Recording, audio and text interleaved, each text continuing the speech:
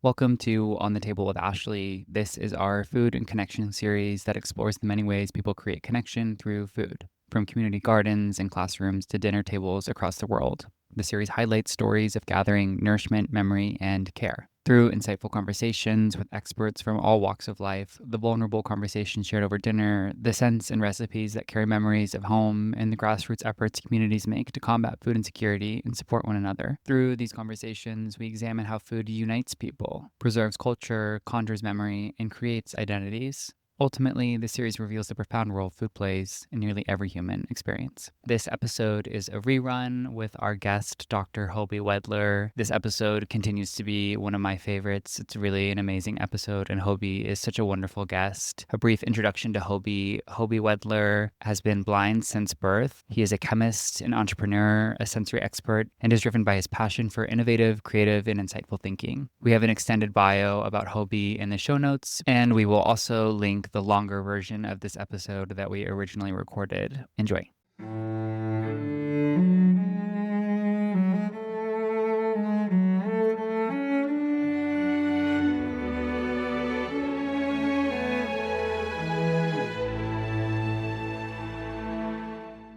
It's my pleasure to welcome Dr. Hoby Wedler to On the Table with Ashley today. Welcome to the podcast, Hoby.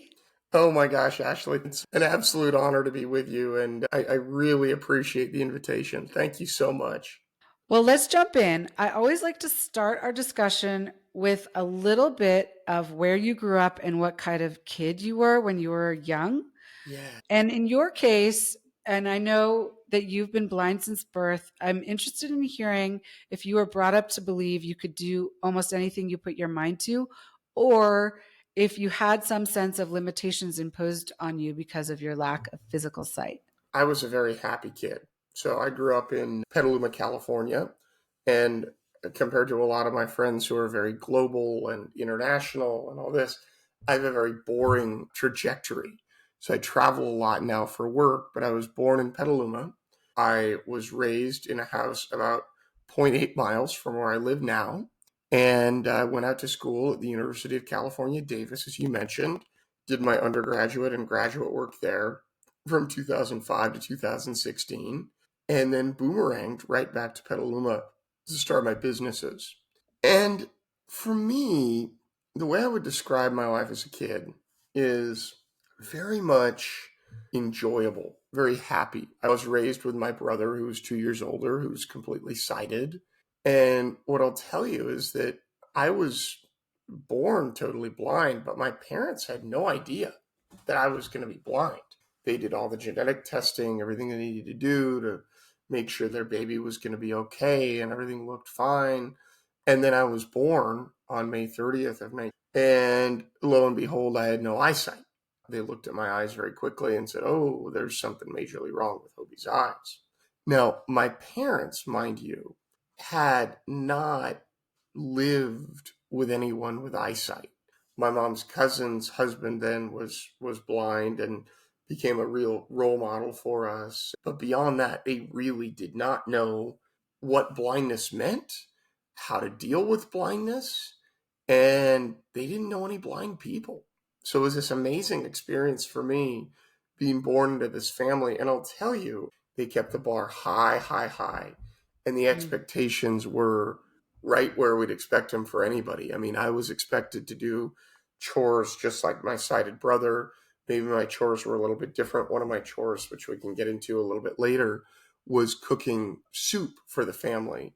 And my gift for my 10th birthday was a 42 quart or 10 and a half gallon soup pot, because I would make soups for the family, and we would freeze them and either use them as, great weeknight dinners, or my parents would take them to work with them for lunches. And just a tremendous, tremendous experience for me, being raised in that background and growing up in that background. And yeah, just really incredible to be able to be that kid doing my own artwork, which was making soups. When I realized that my sighted peers were doing their own artwork by drawing, I was doing my own artwork by mixing flavors. And that was just a truly incredible opportunity. Something that a lot of people think of as a true hindrance has become my game-changing advantage in the world. Absolutely. And I think it's very clear from everything that you've done that it is a gift.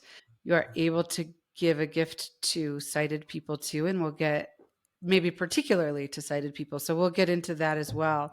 Parts of what you do are very connected to your personal story. I mean, even hearing that from a child you were making soup, so you were focused on flavors Right. and how they mix together as a very, as a 10-year-old, or I guess you got the gift as when you were 10, so you were probably doing it before.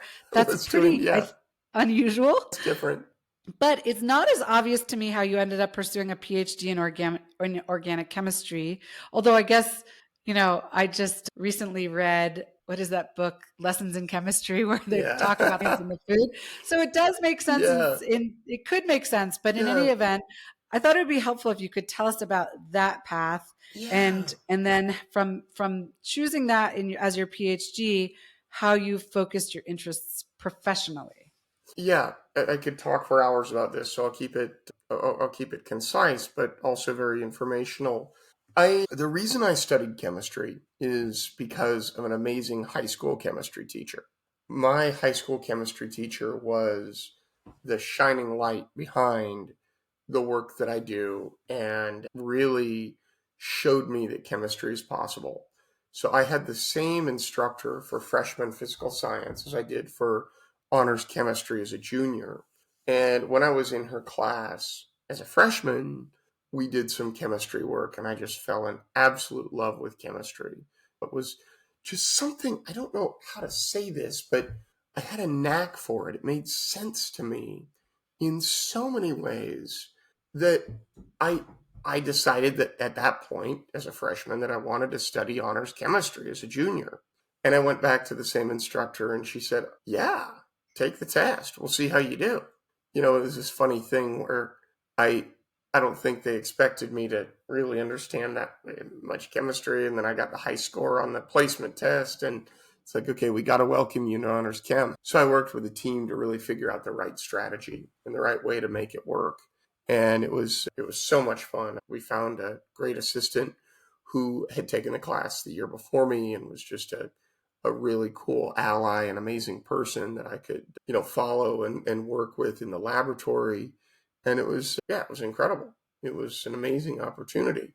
And, one thing led to another and led to another. And honors chemistry just made sense for me. And, the instructor would often say things to us like, "Hey, chemistry is everything. We eat it, we drink it, we live it, we breathe it." And she would encourage us as a class that, chemistry is something that I would love for all of you to pursue and all of you to think about studying further. And don't just think about chemistry as the prerequisite that you need to take and that you need to study to make life happen, but rather think about it as something that's truly, a career and something that you can delve more into than just the boring, quote unquote, boring prerequisite that you think it is. And I would go to her every day and say, I understand that you think chemistry is something that we all should study. And I actually maybe am one of the only ones in the class who really wants to study it and pursue it and do what you're saying and take it to the next level. How do I do this? And she would say, "Oh, Hoby, chemistry is impractical. Chemistry is not something you want to study. Chemistry doesn't make sense to you." And she said Yeah. to me, "Chemistry is something that is very visual and something that is going to be so difficult for you to study, and maybe you don't necessarily want to do this as your career." And I thought, "Oh, but I do. Chemistry is everything to me. It's what I want to study. It's who I am. You said it yourself. We live it, we breathe it, we eat it, we drink it. It's all around us." And I thought, how am I going to convince her that chemistry is the right thing for me? And I remember very vividly the second Wednesday of the second semester. It was a cold January morning. And I went up to her classroom an hour before school started because I know she came in to prep on Wednesdays. And I knew I was going to have a chance to talk to her. And I said, "Lee, I know that you really question my ability to study chemistry. But what I want to tell you is that nobody can see atoms. Chemistry is a cerebral science. And in fact, if you look at the instrumentation that we've created, we've created a great deal of instruments just to use as our eyeballs, whether Mm-hmm. they be nuclear magnetic resonance instruments or infrared spectroscopy instruments or ultraviolet spectroscopy instruments. And from that point on, Ashley, it was really incredible because this instructor became not only a supporter, but my biggest ally and someone who just had utmost respect every step of the way and pushed me to my goals and said, I totally respect what you're doing and wanted to study chemistry at UC Davis. And it just was a total supporter. So flash to the scene, I ended up at UC Davis as an undergraduate chemistry major. And I totally believe there's a higher power. I'm not going to say who because I don't know who behind the work that I do. I've always been blessed with amazing folks who help me out every step of the way and who are just always there to support me. And I can't tell you how many times I've been blessed with amazing folks and amazing opportunities. And when I got to Davis, I was totally blessed with the person who was assigned to me and introduced to me to help me with math and chemistry. Now, I fell in love with organic chemistry when I first laid my hands on the subject in my sophomore year as an undergraduate student. And people ask me all the time, why organic chemistry? That's the most sort of convoluted visual subject you could ever possibly study. Why would you be interested in organic chemistry? And what I realized, Ashley, is that for me, I realized this as I got more into organic chemistry, and it took some time, but I realized that I use the same skills that I utilize in organic chemistry to think about the world as I use for my survival as a blind traveler, walking the streets, walking from where I am to the local bus stop, walking to the supermarket, doing whatever I need to do. I literally visualize things in my mind. So I take these images in my mind that are roads connected by intersections. And I said, why don't I just reduce meters and kilometers and miles into nanometers and angstroms and think about chemistry, atoms as they connect on the atomic and molecular level, just like I think about streets coming together in a town, right? So the way that I think about chemistry is no different than the way that I think about how to get from where I'm sitting right now, a quarter of a mile to my local bus stop or a half a mile to the supermarket or wherever. And the streets are the bonds and the ways they intersect are the buildings and intersections of streets. And in chemistry, those intersection points usually happen at atomic centers, right? At nuclei that come together. And for me, it was like, yeah, this makes sense. Now, I decided early on, probably mainly because of my amazing high school instructor of chemistry, that I wanted to teach chemistry. That was my dream. That was my goal. But I didn't want to teach upper division organic chemistry to, upper division college students. I didn't want to teach graduate classes. The type of chemistry that I wanted to teach was freshman chemistry to to undergraduate students who are freshmen who just arrive, who I can inspire to really fall in love with whatever their dreams are and inspire to think about whatever it is that they love and really get excited about what they study. I wanted to be the professor at the college or university level who made chemistry truly exciting at 8 a.m. on a Monday morning after a long weekend of partying to a student who thought that chemistry was just this boring subject that they had to get through to do what they truly wanted to do, right? That was my whole dream and desire, was to be the chemistry teacher to make chemistry inspiring. And while I was in graduate school at the University of California, Davis, I had the honor of teaching many general chemistry courses. And I learned two things while I did this. Number one, I totally love teaching. Number two, I learned that my students don't like to speak chemistry. they wanted to see visuals and pictures and little video animations and all this stuff. I created beautiful PowerPoint slides for them to follow my verbiage and the words that I spoke exactly. But it didn't quite make sense for them they didn't quite like to follow my words and the way that I spoke chemistry because maybe they didn't speak that exact language quite yet. So one thing led to another, and after teaching many graduate courses and many undergraduate courses in chemistry while I was a graduate student, I realized that yes, I totally still want to get my PhD, but I want to utilize my teaching in other areas.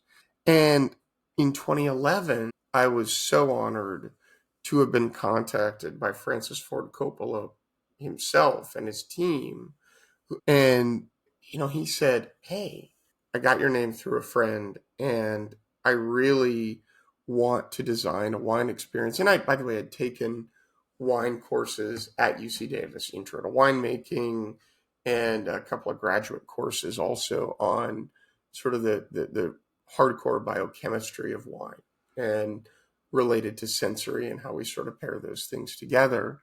So for me, one thing led to another, and I realized over time that, my dream, my goal is to teach in terms of wine and food and Mm. use what I love about teaching to teach people about wine and food. And because Francis Ford Coppola knew that I'd done this work, he reached out and he said, I've done an experience in Asia around food and getting little treats delivered to me under blindfold. And I know we can do better than that at my wineries. And we started this out as a hospitality experience. So we, for general consumers at the winery, we do this every 2 weeks or so. And then eventually the national sales team picked it up. And I was able, because I was a computational chemist as a graduate student, I was able to, and my advisor was very lenient and said, do what you want to do, learn what careers are out there for you. And I ended up traveling a lot with Mr. Coppola's team and realized that my passion was for teaching people about food and beverage and explaining food and beverage in different ways and using my chemistry knowledge to, lack of a better word, translate science into flavor and into explainable terms that folks could connect with and understand and sort of delve into. So for me, that's why I got my PhD in chemistry. I was always a food guy, a foodie, but that's kind of what led me into product development. But as I like to say, I have the heart of a teacher, and once a teacher, always a teacher, and I'll never give up. So you started tasting in the dark when you were actually a graduate student. Are you still working on that program today? And can you Absolutely. explain it to people what you do in that program? Absolutely. So, one of the things I'm most proud of in my career is designing Tasting in the Dark, which is a truly blindfolded experience around food and beverage where we start out by having, basically everybody blindfolds themselves. And we use our temporary lack of eyesight not as a game or as a gimmick like a lot of dining in the dark experiences do, but rather as a way to focus our attention and home our attention in on unique experiences, on things that maybe we haven't experienced before, and to utilize our hyper focused lens of not having eyesight temporarily to focus on the flavor and aroma of new products that we might be interested in or that I can introduce you to. And, one of the things there was, when we started was really figuring out how to explain what I taste in products and allow other people to understand it. So we start with basically having folks put the blindfold on, and then we have a deep conversation about the art of food and beverage and the art around whatever we're tasting. And then we go into an experience all around warming up our aromatic vocabularies by smelling different compounds and thinking through what they smell like. I tested this out. I held a red pen up in front of my nephew who's 6 years old. And I said, "Hey, Rito, tell me what color this is." And he said, "Oh, Uncle Hoby, that's obvious. This is red." But then I held a peach up to his nose and didn't let him look at it. And he had a very hard time. He said, "This is fruit." So it's like we're very in tune with our eyesight because we use it so incredibly commonly. But how in tune are we with our other senses, our sense of smell, our sense of taste, or even our sense of touch and our sense of what we hear around us? So this experience is designed to show people what sort of amazing art form we have when it comes to food and beverage. Number two, to really discuss and amplify what we mean when we talk about experiencing things in a new light, when we don't technically have our eyesight to experience them through. And number three, really connecting with products and experiences on a new level. And so once we sort of warm up our aromatic vocabulary with aromas that I build for people, I custom build them to represent and replicate the products that we'll be smelling and tasting in the future. And then we taste through and talk about exactly what we're tasting and what the experience is like. And it's really good for three audiences I've found. It's great for, number one, buyers. So if you're a stakeholder at a brand of any food or beverage, we can do this and have a great time with it. So what I'll say is that, through a combination of things, I built this tasting out, and it's great for three audiences. It's great for folks who, number one, have a food and beverage brand and are either marketing directors or owners of the brand or whatever, and they want to engage with stakeholders in a way that's going to change a product from some entry deep on page 384 of a catalog to something people remember and talk about for months. Mm-hmm. Number two, audiences that want a really great offsite for their team and they want to do something fun and engaging, maybe as part of a conference or what have you. And then we can pull this together for them. And number three, it's great for an audience for folks who want to build empathy within a team. So I've expanded this to even beyond food and beverage to really think through, team building. And when people don't have that eye contact and they can't make that connection, how do they talk to one another? How do they connect with one another? Mm-hmm. So it's an incredible experience. I've loved the journey of developing it and building it into what it is now. And now is no different. I'm just so honored and excited to have this as part of my repertoire and my bailiwick of what I do. And do you do any surveys after the fact to see if there are lasting benefits that participants We do. enjoy? Yeah, we do. And everybody says, I've never experienced wine that way. I've never experienced whatever food we're tasting that way. I'm going to remember this forever, and I'm going to remember the products that we tasted. So yes, I mean, the feedback is unanimous, and I feel very blessed to have an experience that people resonate with and truly love so much. So I had a question about, is there any, I'm sure there are a lot of obstacles that you've faced in the pursuit of your personal and professional Yeah, ambitions. And even just hearing about your high school chemistry teacher, and then obviously at both a collegiate and a PhD level, having to work in with objects that sighted people use for specifically for the study, that particular area of study. I could think of, there could be a number of obstacles there, but I don't want to choose one for you. If you could talk about maybe one or two obstacles that you faced and how you overcame them and what you think sighted people can learn from them, I think that yeah. would be really helpful. No, I love it. I love it, Ashley. For me, it's a complex question because while there have been obstacles, I feel like the biggest thing that we have to overcome anything is our brain. And our brain is our organ that can tell us, it's the biggest barrier to success, and it's the biggest opportunity for success if it treats us right and allows us to think about things right. So I have struggled in the past with, in chemistry, I'll talk about chemistry, with not the chemistry itself. That, ironically, maybe has never been the hardest part of studying chemistry.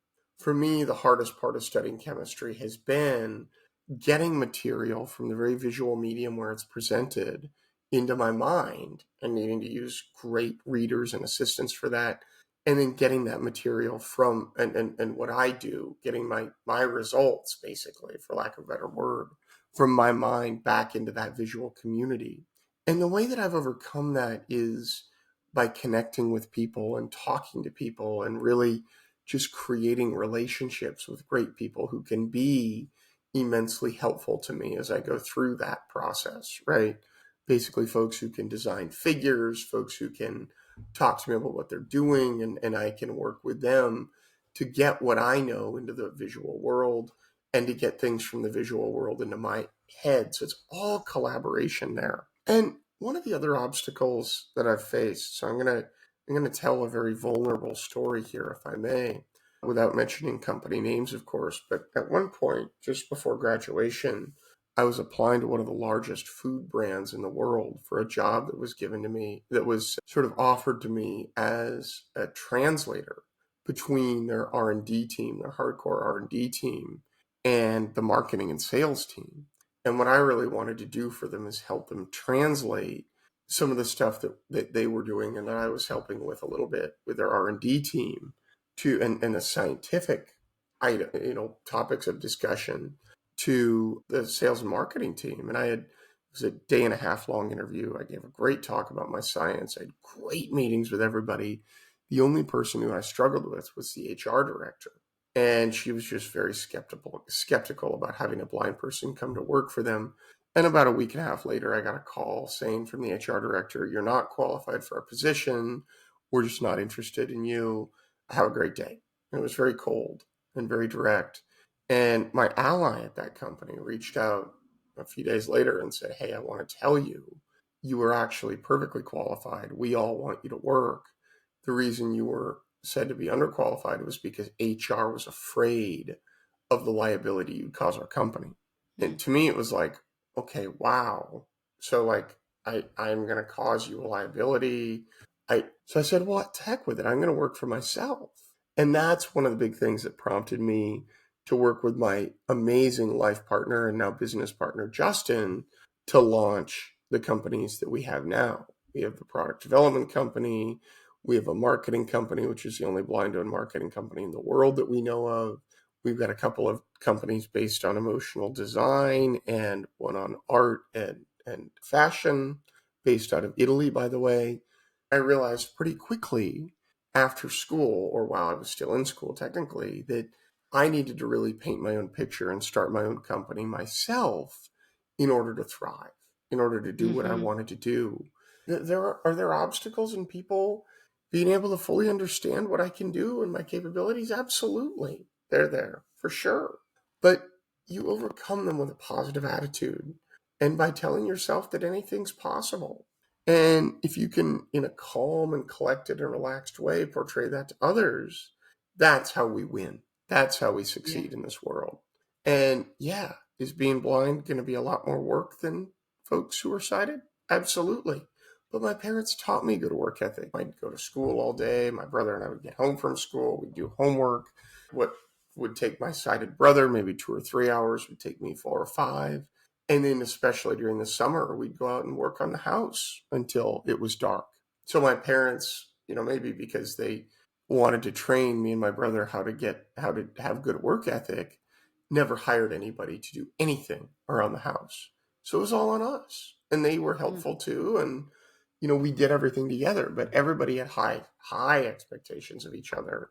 And those are some of the ways that I overcame those obstacles. But really, I'll say this again and again and again throughout our show, that I think it's our brains that are our best motivational organ that we have.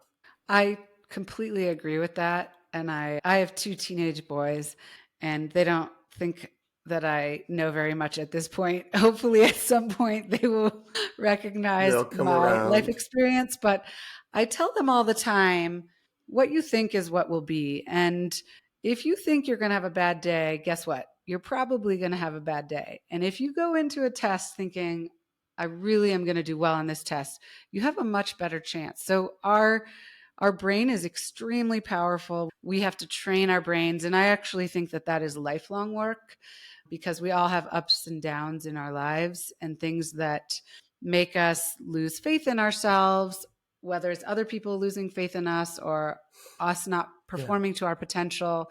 But it's an up and down. And and we have to work on it all the time. But our brain can be our biggest ally if we do the work. It's our biggest asset and it's our biggest liability. Yeah, Yeah, and it's absolutely. amazing what your brain can do for you if you just let it. You're just thinking about the way that we dream at night, the way that we experience sort of life in a different way when we go to sleep. That's all thanks to the brain. It's kind of an amazing thing. And for me, although my dreams aren't visual, they're very, very tactile and very audio and very sensory. But like, I'm blown away by what my brain teaches me while I'm asleep. I would like to dive into your perspectives on our senses. I watched your TEDx talk in Sonoma, and you tell a story in that talk about a day you went with some friends to a large field, and they asked you if you wanted them to describe how green the field was and how beautiful the vista was. And you replied that no, you really didn't need them to do that. Green for you was not something that had meaning, but you smelled the field, you heard the birds, you felt the moisture in the air, and you had your own deep experience that had absolutely nothing to do with sight. Could you describe that experience or another experience and how you use your senses and what you think we can learn from that? And I'll just add this, that also in that TEDx talk, you talked about how sighted people rely on their eyesight for 90 to 95% of our sensory input. And Yeah. I was both astonished, I guess, and not astonished by that, Yeah. because when I think about it, it does make sense to me. So I think that part of it is, and I think you have a big focus in all of your work on getting people to use, and there are other senses in that, like muscles, we have to work them out kind of and constantly use them. And so maybe that's part of this as well. But I thought that was another just fascinating statistic. Yeah, I'll take it in two parts. I first want to start by just describing what we can take in when we're not focused on eyesight. In that experience on Wilson Hill, precisely here in Sonoma County, where I am right now, that I described, where I was standing, you know, I didn't stop my friends from describing the visuals to me. I always want to know as much as I can about everything. So that includes the way that people perceive the space visually. But I also understood so much non visually, the smell of the air, creating aromatic symphonies of oak and eucalyptus and bay laurel, blending with fresh cut grass and other elements in the air. It created an aromatic symphony that was nothing short of beautiful. The air was thick and cool, and like you said, I could feel the moisture, and my feet sank slightly into the soil. So I took away all this data from the experience, right? All this information, and when I got in the car with my friends and drove away, they were all sighted, by the way. And I explained the experience that I got. They were just so dumbfounded. And their response was, "What? We were looking at it, man. We didn't get it." And I had to say, "No, you didn't get that because you were so busy focused on what your eyes were telling you that you couldn't necessarily focus in on these other senses." So the comment about us using 90 to 95% of our sensory input on eyesight is true because eyesight is easy. I think of the senses in order of least vulnerable to most vulnerable as we go through them. And eyesight is the least vulnerable. You can look up at night and see stars that are light years away. So you're not threatened by the nasty conditions of space and anything that could affect you as you look up at the star and see the night sky, or as you look up and see the sun, or you look up and see the moon, right? You can drive a car with the windows closed. So eyesight is just not very vulnerable. When we hear something, we have to be close enough that we can hear it. So sometimes you might be able to hear music from a mile away. But if I'm talking to you and we're not virtual and we're in person, I need to be close enough to you, probably within 30 or 40 feet, so that I can hear you. Just being close and exposing ourselves is more vulnerable. I think that's why we use our hearing a little less. If we're going to touch something, I just set my hand down on the table that I'm sitting at. We need to be able to make contact with it, tap it, touch it, feel it, right? But then when we get to smell and taste, so when you touch something, you have to be close enough that you can feel it and make it a part of you when you touch it.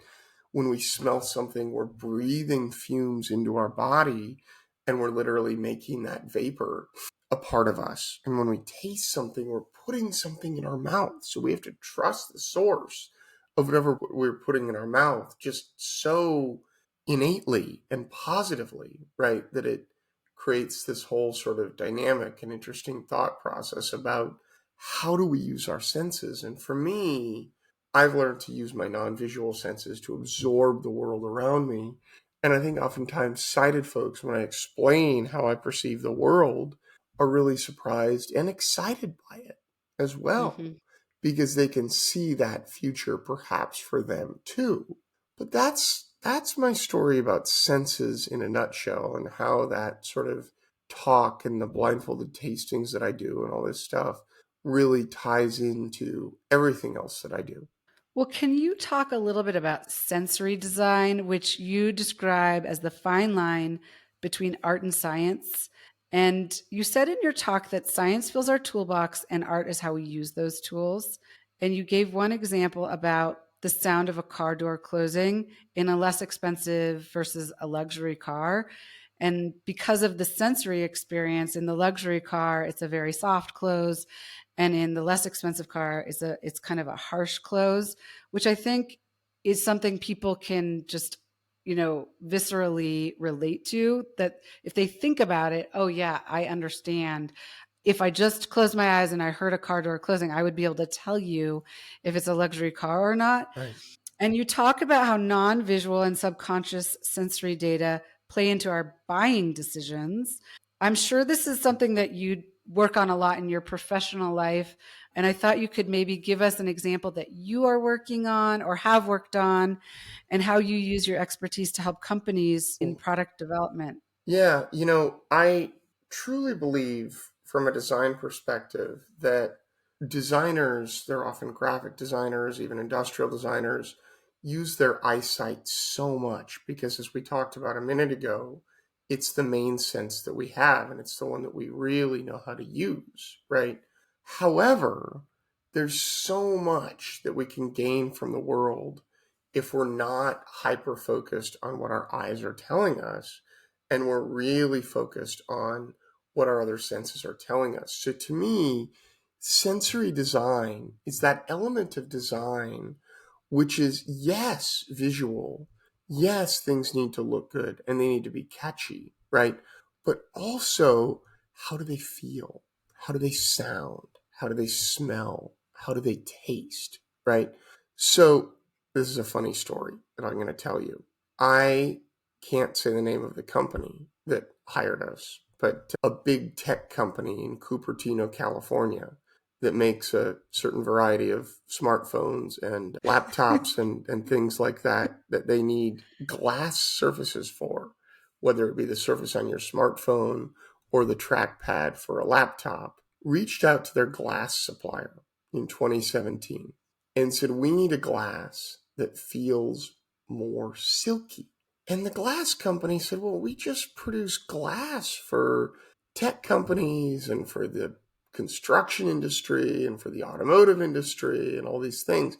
So they then went and said, okay, we need to get this figured out. We need to get to the bottom of this. And they went ahead and hired a big design firm called IDEO. I don't know if you heard of them, Mm-hmm. IDEO. Absolutely. Yeah. And IDEO said, well, we're going to try different things with different chefs and different opportunities. And how do we describe glass texture? And then they said, well, we're not hitting the mark quite right, but we know this crazy sensory guy up in the North Bay, and we're going to call him. So they called me, and we ended up doing a tech day with this client where we paired 4 different glass textures with, at one station, fruit, both dried and fresh fruit.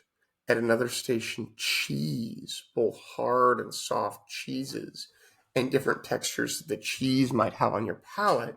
And at a final sort of way to crown the day off and close everything out, we did a wine tasting for all 700 people that were there, basically pairing wine texture.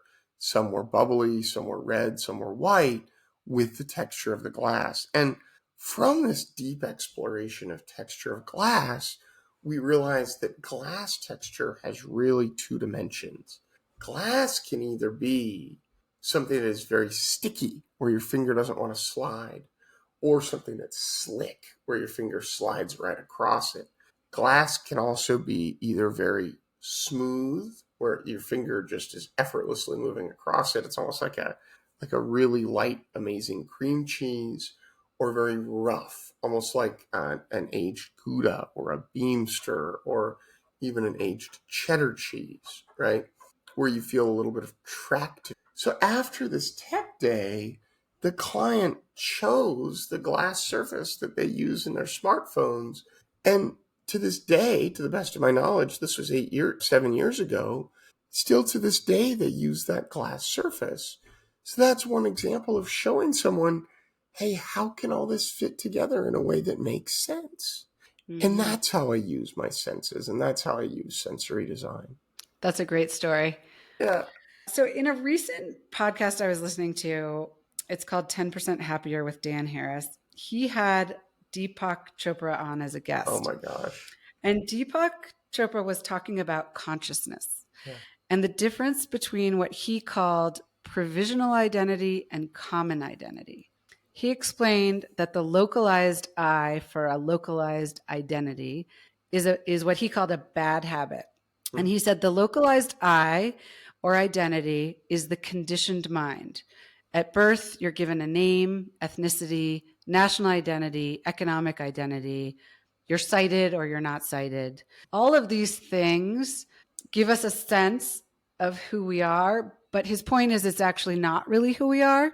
Yeah. So he says that the deeper non-localized identity is awareness, and the common human identity is the only real absolute identity in his view. So I, Ashley, or you, Hoby, are provisional identities.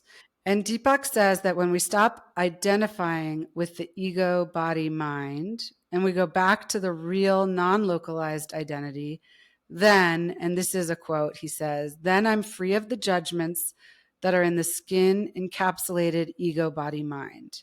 And I listened to this several times, and what it seems to be saying to me is calling out this deeper level of awareness or consciousness. And I couldn't help but wonder if you feel your lack of sight through your eyes brings you closer to this non-localized identity and a deeper state of awareness or consciousness. And I wanted to see if you had any thoughts about that. That's an incredible question, and to answer it correctly, I need to think about it a little bit and go back and really consider some things that have happened to me. So here's the thing about me happening to be blind, right?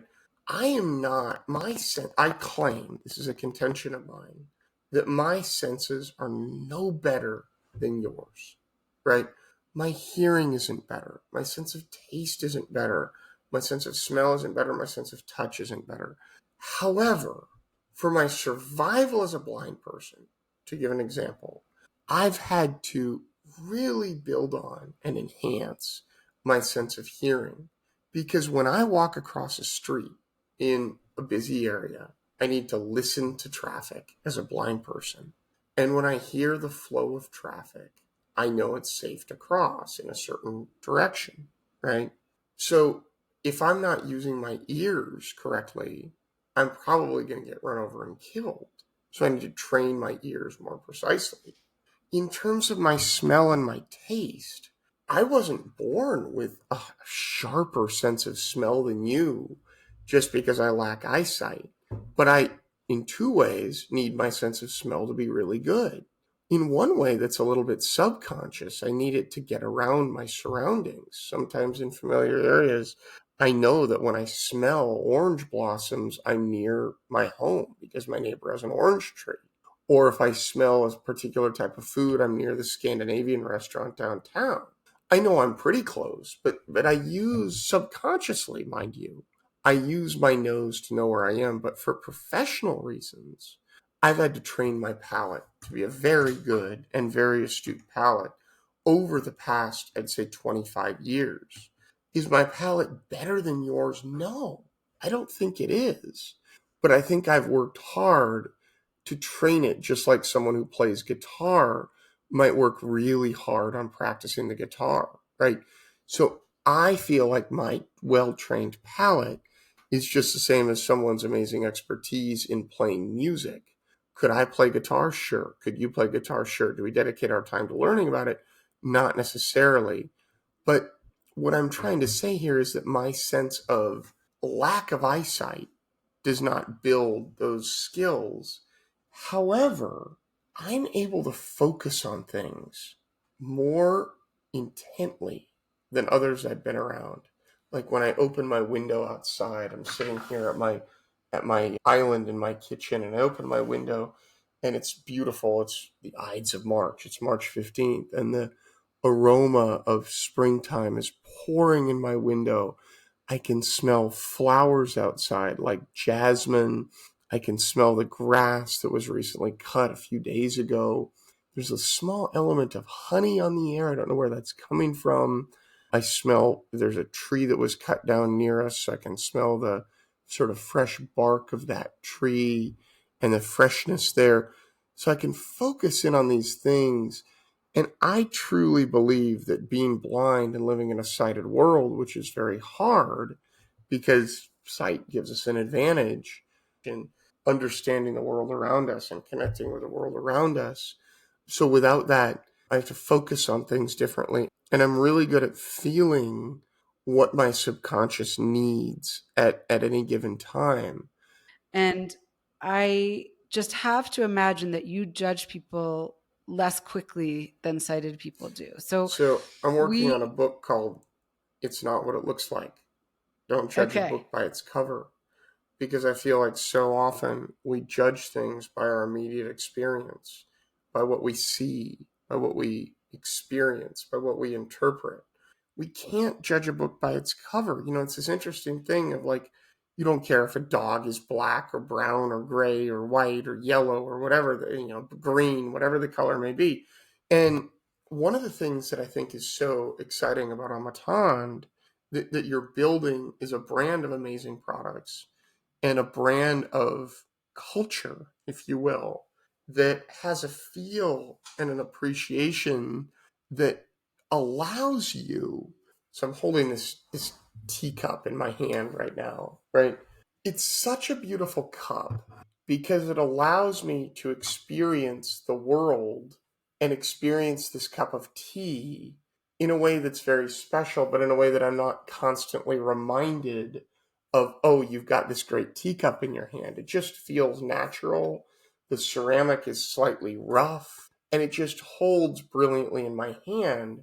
So you're creating a brand, in my opinion, that isn't judgy and that shouldn't be judged, if that makes sense. I love it. Yes. I really believe that when you interact with an object, it can be a very meaningful experience. Mm-hmm. And if we can surround ourselves with these objects that are very thoughtfully made, it makes it easier to connect with other people and have those discussions that maybe are not as comfortable Right. and not as easy. And we can sort of progress as people. What's so interesting about what you just said there? I love that.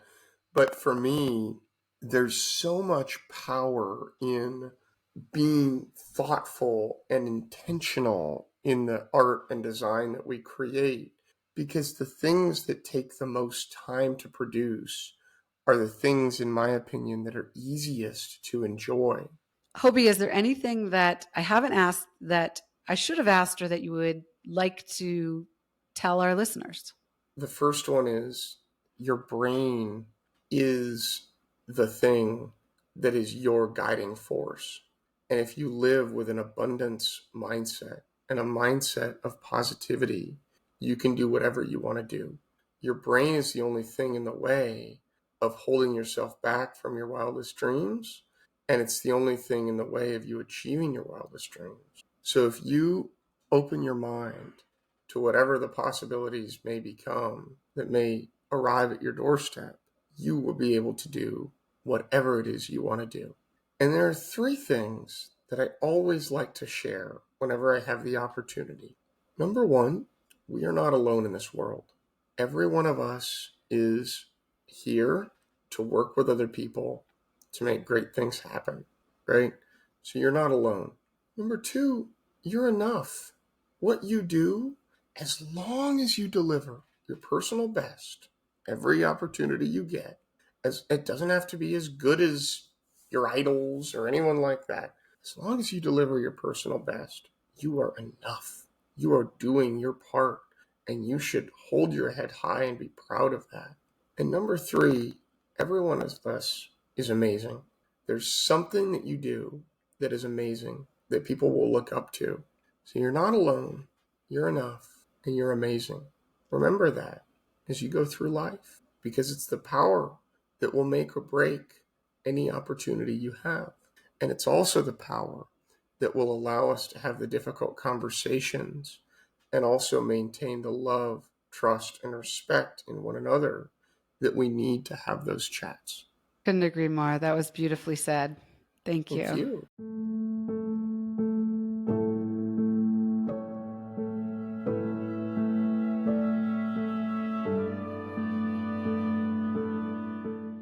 Okay, so my first question is, as we explore in my brand, Amatand, objects can hold a lot of meaning for us. They can tie us to the past, enable us to enjoy the present moment more, or even take us into the future. Can you share an object from your life, whether you still have it or not, that holds a lot of meaning for you, and tell us why? For me, an object that holds a great deal of value is my calculator that I used to get through my high school career, because it really is what painted my picture and my life and my experience over time, and what got me to where I am now in school. So I still have that talking calculator, and I still use it on my desk whenever I need it. And that is really important to me. The other object that I would say is super cool and important to me is a really wonderful, this is a little bit weird. A few years ago when I was traveling through Italy, I collected a chestnut off the street, and that chestnut gives me luck and courage, and it's in my jacket pocket that I wear every day. And it always sticks with me because it's just something I found on my own that means the world. I love that. That's beautiful. Thanks. You share a favorite tradition with us. It could be something from when you were a child with your family or something you do with your partner today. I'm going to share something really simple and then something really specific. So, Justin and I don't like to eat out much at all because we love cooking, and that's our thing. That's what we do, right? So, for me, the tradition that I love more than anything is getting home from work on a weeknight. Tonight's a good example. And opening a bottle of wine, having a glass of wine together, and cooking an amazing meal together. Very specifically, my grandmother on my father's side of the family would cook an Italian dish called cannelloni, which is a rolled pasta dish, where pasta is essentially rolled around a meat filling, and the dish has a nice bechamel sauce blended with tomato sauce. And my grandmother lived a combination between Acapulco, Mexico, and Colorado Springs, just north of Colorado Springs, Colorado. So she was never quite near me in California. She knew this was my favorite dish, and every time I saw her, the first night we were together, we'd eat this amazing pasta. And she passed away back in 2021, but I will always remember that amazing opportunity eating the pasta Do you make that dish all the today? time. Do you plan your meals out or are you more impromptu? Totally Like I'm going to impromptu. the totally And you know impromptu. what? I shop every day. I do not like this American way of buying a bunch of food for the week and then just not going to the store. 'Cause I don't know what I want tomorrow night. I just don't know. Well, you're very European. I spent a year in France in Yes. college and Do you speak French? poorly. I just got back from Cognac. We're working with a client to bring Cognac into the United States, and just had an amazing 5 days there. And yeah, it is very European. And I have a deep love for Italy and France and Europe in general. Are you in a phase in your life where you enjoy entertaining in your home? Why or why not? I love entertaining in my home. I have always loved entertaining in my home because I just love doing my little art form for people and having them appreciate what I do. It's just great fun for me and brings me joy to cook for people. So I love that. I'll tell you a story that was so much fun for me and Justin. During COVID, we bought 4 little tables, little 3 foot by 3 foot tables to fit in our yard, in our back patio. And we would host, I was very careful because I certainly didn't want to lose my sense of smell and taste, right? Yeah. And we were very careful and we did all the cooking, but we would invite people over. We would invite up to 4 couples, including ourselves, over for dinner. And we would sit outside and do these dinner parties. And it was just this amazingly rewarding experience for all of us that just I'll never forget. That's Oh, wonderful. So much fun. Do you have 1 or 2 top resources, could be a book or a website or a course that you can recommend to our listeners? one of my favorite things to do is listen to great cooking shows on the radio or on TV. And The Splendid Table from American Public Radio, American Public Media on National Public Radio is one of my absolute favorite shows. And I loved it so much when Lynn Rossetto Casper was the host. I did an interview with Lynn, and Lynn wrote a book in the late 1990s called The Splendid Table, which is very tied to what you do, all about cooking and amazing recipes from Emilia-Romagna, which is an amazing region of Italy.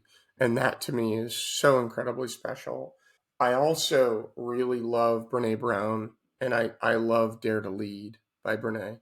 It's just an amazing book. I haven't read it. I've definitely heard her speak, It's but I worth haven't read reading. it, so I think I'll get it. Yeah, take a look Okay. at it. But also, please look at The Splendid Table. And Absolutely. listen to old I'm in. episodes with Lynn. She's just incredible. She's so, Okay. oh my God. Ashley, I can't tell you enough how important it is to listen to Lynn. Okay. Yeah, I'm on it. yeah. That's awesome. Okay, last question. What do you do for yourself? Do you have a practice, a focus, a habit, or a daily routine that you adhere to that contributes to your success or just your well-being? My aunt was a Buddhist minister and did some work under, not directly with Deepak Chopra, but we talked about him earlier. She's definitely worked with him at times. And she ended up just recently, back in December, taking her life after a long battle with ALS, which was a very moving and emotional experience. But what she's taught me in so many ways is the importance of having a daily practice that you can work with every day. And so when I wake up, I meditate for a little while.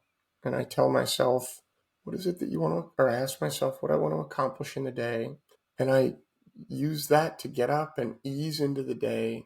This is not a routine, it's a daily thing, but my special happy place is a park. And it's just a beautiful park with easy to navigate trails.